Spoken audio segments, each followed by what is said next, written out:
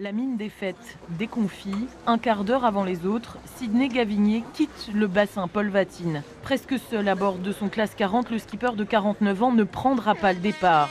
Oman Sail avait encore espoir hier soir de trouver un nouveau coéquipier pour remplacer Fahad Allah Hasni, placé en garde à vue prolongée.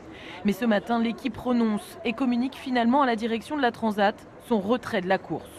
L'homme âgé de 33 ans est accusé d'avoir agressé sexuellement une jeune femme retrouvée en larmes vendredi soir dans un couloir d'un hôtel de la ville. En garde à vue depuis, il s'est vu prolonger son interrogatoire de 24 heures. Fahad Allah Hasni, un héros dans son pays. Skipper depuis 2010, il avait été le premier Omanais à traverser l'Atlantique à bord d'un trimaran en équipage en 2012.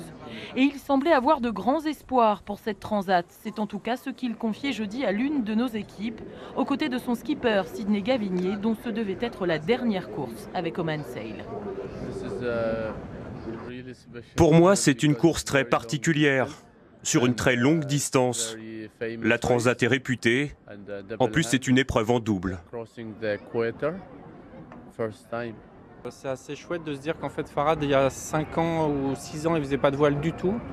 Donc de se dire qu'il est capable de faire une course en double comme ça, qui veut dire qu'on est capable de mener le bateau presque en solitaire, c'est une belle étape dans notre parcours commun. Désespoir anéanti pour les deux hommes et tout un pays. Le parquet du Havre devrait se prononcer sur une éventuelle mise en examen du navigateur omanais dans la journée.